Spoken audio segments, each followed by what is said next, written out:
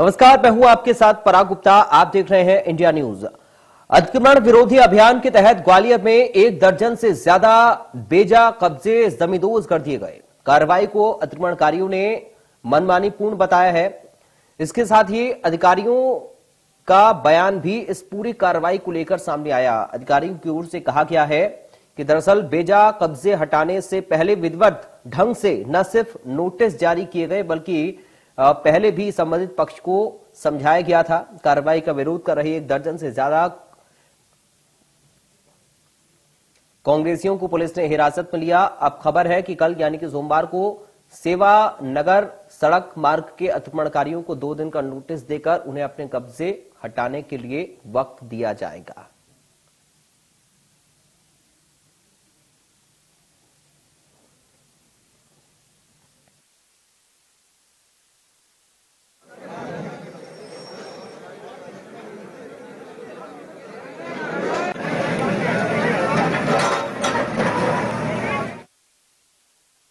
हम हर एंगल से तैयारी किए हैं और सभी को समझाइश दी है कि शासकीय कार्य में किसी प्रकार की बाधा उत्पन्न न करें। जो भी कार्यवाही होगी, अगर कोई अवैधानिक कार्रवाई करेगा तो हम फिर उसके खिलाफ सख्ती से कार्रवाई करेंगे। कुछ चौराहे पे बहुत ही सकरा था, तो इसकी काफी दिनों से प्लानिंग की जा रही थी, इसको चौड़ा करा जाए जिससे कि ट्रैफिक व्यवस्था सुचारू रूप से चल सके। उसी क्रम में आज इसे अतिक्रमण और ये इसको हटा रहे हैं।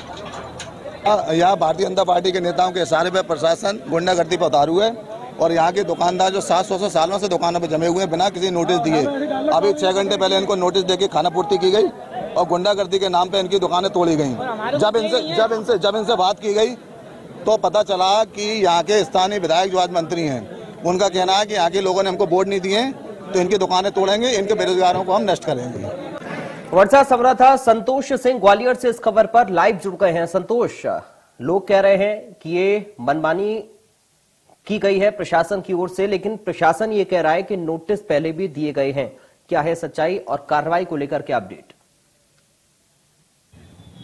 देखिए, मैं प्रयाग आपको बता दूं, पूरा घटनाक्रम सुबह से शुरू हुआ है। सुबह की बात की जाए तो आज रविवार का दिन था, छुट्टी का दिन था।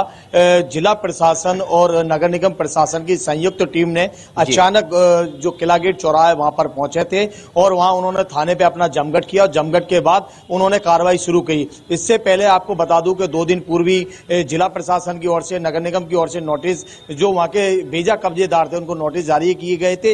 इसके अलावा यहाँ पे एक बात और ये भी महत्वपूर्ण है, लगभग 1 साल पहले भी इनको, जो वहां के दुकानदार है, लगभग ऐसे 100 भवन है जिनको नोटिस जारी किए गए थे। लेकिन जो आज की कार्रवाई की गई है, आज लगभग 1 दर्जन से अधिक मकान और दुकानों पर कार्रवाई की गई है और उनको 3 जेसीबी के मदद से वहां पे जो अतिक्रमण था, बेजा अतिक्रमण था, उनको हटाया गया है।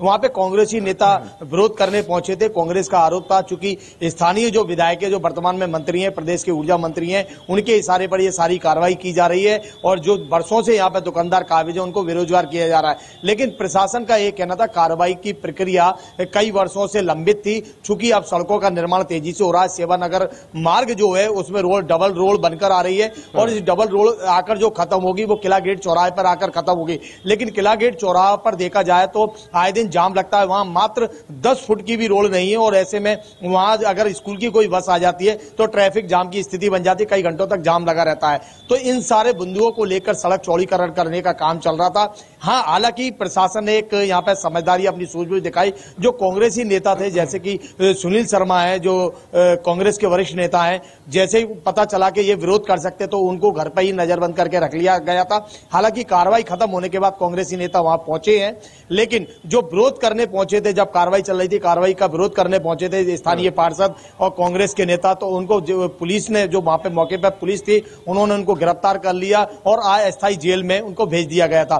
फिलहाल अगर आज की ताजा अपडेट की बात की जाए तो ताजा अपडेट ये है कि दिन भर की कार्रवाई के दौरान सबसे बड़ी बात यह है कि स्थानीय लोगों ने यह विरोध किया था, जब हमारे अतिक्रमण तोड़े जा रहे हैं तो एक बीजेपी की वरिष्ठ नेता है सुमन शर्मा, चूंकि वो ग्वालियर से महापौर का चुनाव लड़ चुकी है, हालांकि उनको पराजय हासिल हुई थी। उनकी एक मकान बना हुआ है, उस मकान में शराब की दुकान है जो लाइसेंसी, तो उनको भी तोड़ा जाए। तो इस संबंध में जब प्रशासन ने एक्साइज के अधिकारियों से बात की और मौके पे एक्साइज के अधिकारी वहां पहुंचे और सहमति बनी कि जब जो ये भी अगर अतिक्रमण के दायरे में आ रहा है तो तोड़ा जाएगा। हालांकि बीजेपी जो नेता है वो वहां पे नहीं पहुंचे, अतिक्रमण तोड़ने के दौरान प्रशासन से कोई बात करने वहां नहीं पहुंचा, प्रशासन ने अतिक्रमण तोड़ दिया और ये कार्रवाई देर शाम तक जारी रही। महत्वपूर्ण बात इसमें यह भी रही, आज सुबह से उपनगर ग्वालियर के कई ऐसे इलाके हैं वहां पर सुबह से ही विद्युत कटौती और अभी भी विद्युत जो कटौती की गई थी, कटौती यानी कि लाइट काट दी गई थी, क्योंकि अतिक्रमण के दौरान कई पोल थे जो अतिक्रमण के दायरे में कहीं कोई दुर्घटना ना हो जाए इसलिए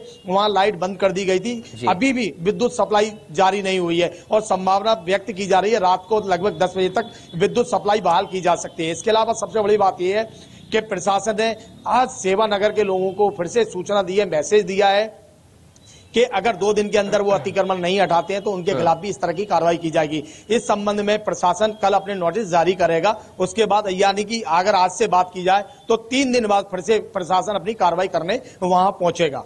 जी संतोष, अगर कानूनी रूप से नोटिस देकर और ये कार्रवाई सही हो रही है तो फिर इसका विरोध कांग्रेस के नेता क्यों कर रहे हैं? इसका जवाब क्या कांग्रेस के नेताओं ने दिया?